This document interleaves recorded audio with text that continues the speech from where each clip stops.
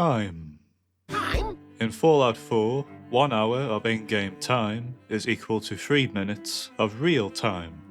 Therefore, if I want to beat Fallout 4 in 24 in-game hours, I must do so in less than 72 minutes.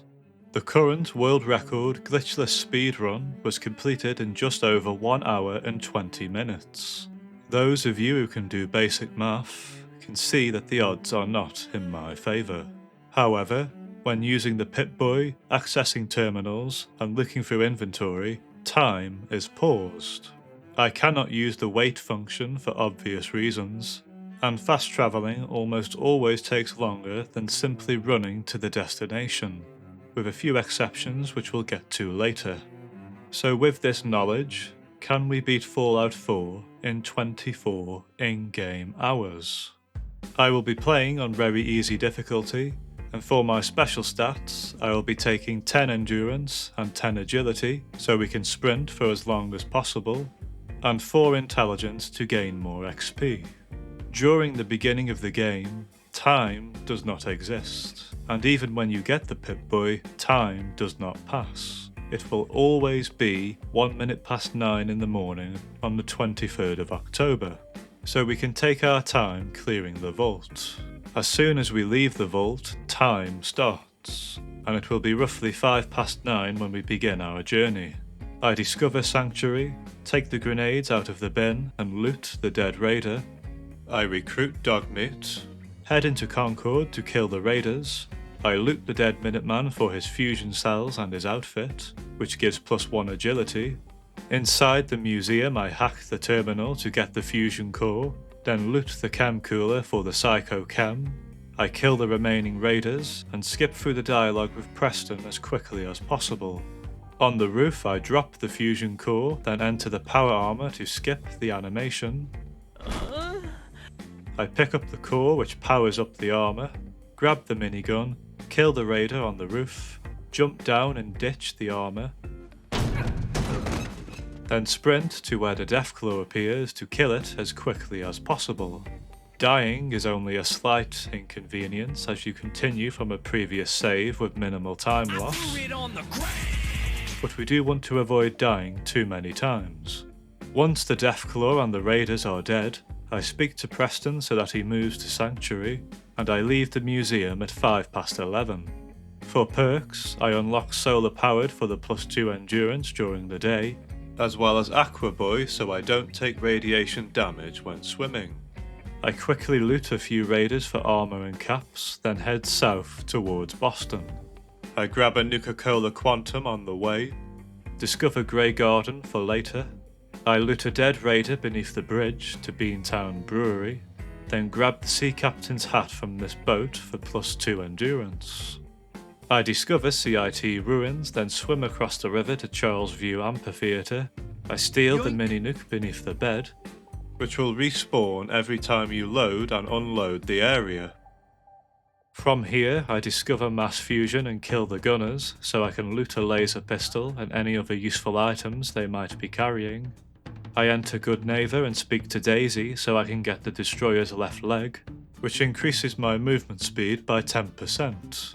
The armor isn't cheap, but I can afford it by trading the 5mm ammo and any weapons and armor I've picked up that I don't need. Now there is a Fat Man and a mini nuke I can steal from Cleo, but what I learned the hard way was by the time I returned to Goodneighbor to visit the memory den, everyone in Goodneighbor is still pissed off with me, including Dr. Amari, which will end the run. So instead, I ran straight to Park Street Station to save Nick, which I entered at 1:21 PM. Once inside, I run past the Triggermen and grab another Quantum along the way. I kill the Triggermen at the entrance to the vault and loot them while the door opens. I run past the rest of the Triggermen and enter Vault 114. They will follow you inside, so don't forget to kill them. I make Dino extinct and take his password so I can open the door to free Nick. I skip through his dialogue, drop down and kill the Triggerman, then have to wait for Nick to open the door. I unlocked the moving target perk for extra defense when sprinting, cleared out the rest of the Triggermen. Surprise! waited for Nick to do his thing. I drop a grenade at Skinny Malone's feet to take him out as quickly as possible, then run for the exit and leave Park Street Station at 3 PM. This discovers Vault 114, which I then fast travel to, which only takes a few minutes in game and makes Nick appear more quickly. I slap Nick to skip through his dialogue, put my next level into Action Boy for faster action point regen, then run to Diamond City. Because we saved Nick first, the gate will already be open. I make a quick save, then pickpocket McDonough for the key to Kellogg's house. As soon as I enter the detective agency, I bonk Ali to skip her dialogue, then skip through the conversation with Nick. I use the key to enter Kellogg's house, find his chamber of secrets which I loot. I let Nick join me for the ride, use Dogmeat to track down Kellogg, and I leave Kellogg's house at 4:43 PM. En route to Fort Hagen, I leveled up and unlocked the medic perk to make my healing items more effective. I discovered Fort Hagen and ran past the synths to reach the elevator. I enter the command center where I pick up a military grade circuit board which I need to build the teleporter. I pick up another quantum and the password to the armory. I unlock the armory and use the bobby pins inside to pick the lock to the door so I can get the Fat Man, as well as a mini nuke and other supplies. I send Kellogg to the Shadow Realm and loot everything from his corpse. I use his terminal to learn about Sean and unlock the door, then run to the elevator to escape. I use the terminal on the roof to shut down the turrets and open the door, and start the long run back to Diamond City. I skip through the dialogue with Nick and Piper, and I complete the reunion's quest at 8:25 PM. I return to Good Neighbour, speak to Dr. Amari, steal all of her healing items while she speaks to Nick, then enter the Memory Lounger. Yeah, I see that. Your daddy gave you good advice. It gets bigger when I pull on it. I learned about Virgil, ignored Dr. Amari, and left the memory den at 11:22 PM. I now had to face the part of the run which I was dreading the most, the journey to the glowing sea. I used my Radex and Nuka-Cola to get through as quickly as possible, avoiding the rad scorpions along the way. I stopped at the decrepit factory to grab a biometric scanner, and finally made it to the rocky cave at 9 minutes past 2 in the morning. Virgin sent me to find a Corsa chip.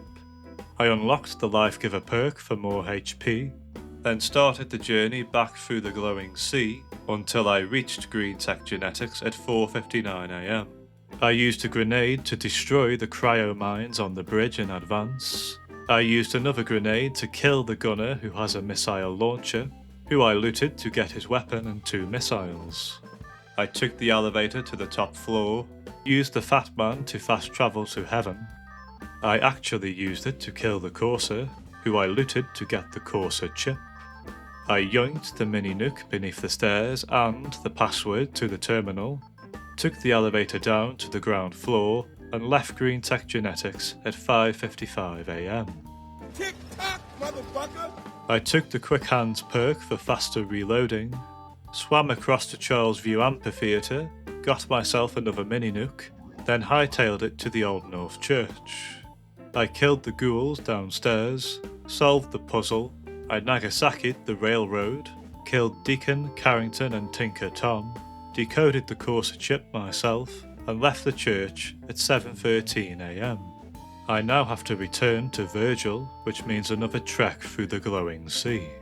On the way I stopped at the amphitheatre again to get another mini nuke, and right as I reached the border to the glowing sea, the 24 hours were up, and I failed the challenge.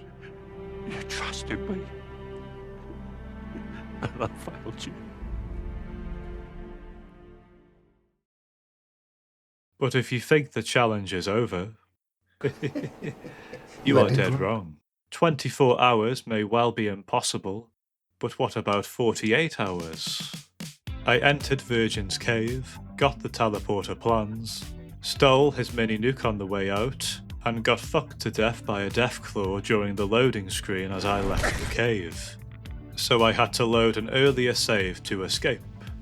For the fourth and final time, I ran through the glowing sea and headed north to Sanctuary. As I reached Concord, I realised that Preston had never left the museum. I had exited the conversation too quickly, which meant they never moved to Sanctuary. And it was all Mama Murphy's fault. She paid for her crime, then had to wait for Preston to arrive at Sanctuary, which took about an hour and a half of in-game time. Preston sent me to 10 Pines Bluff. I unlocked the Gunslinger perk, murdered the settler at 10 Pines, returned to Preston to fail the quest, but was rudely interrupted by a mole rat.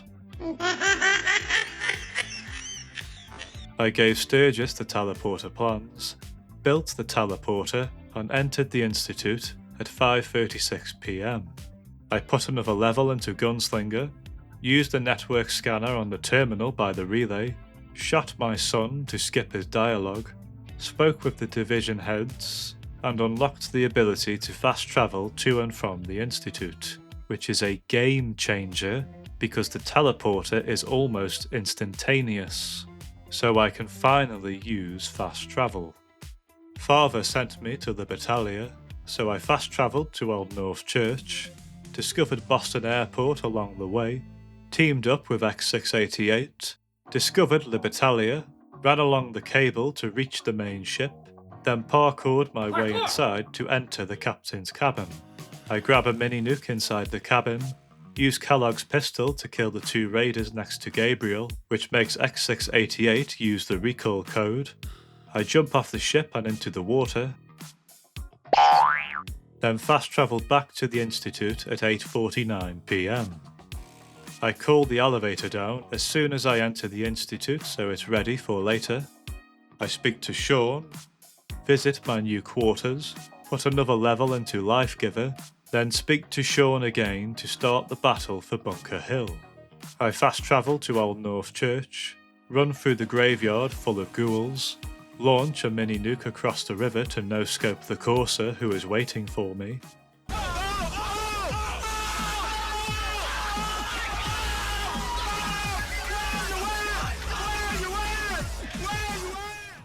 which skips the entire section of the quest at Bunker Hill. I fast travel to the Institute and then to CIT Ruins. I shoot Sean in his cold, dead heart to skip his dialogue. I unlock the toughness perk, attend the board meeting, and as soon as Sean arrives and starts talking, I fast travel to Charles View Amphitheatre to skip the board meeting. I get another mini nuke, return to Sean, then speak to Ali Fillmore to start Mass Fusion. At 11:24 PM, I take the relay to Mass Fusion, where I swipe the password and ID card, then commit Son Goku by jumping off the tower, which puts you into a loading screen that teleports you inside Good Neighbor. I run to the Mass Fusion building, past the Brotherhood of Man, and into the elevator. In the reactor room, I grab the hazmat suit, take the beryllium plot device, pop some Psycho, Hiroshima the Sentry Bot, shoot the Protectron, Tsar Bomber the Assaultrons, and kill the final Protectron so I can use the elevator to escape. I leave Mass Fusion at 12:49 AM. I gave Ali the Agitator, put another level into Toughness, and Sean sends me to recruit Wallace. I fast travel to Grey Garden, use the missile launcher to kill the gunners, fail to persuade Wallace to join the Institute, Not even Wensleydale? which makes Enrico finish the quest for you.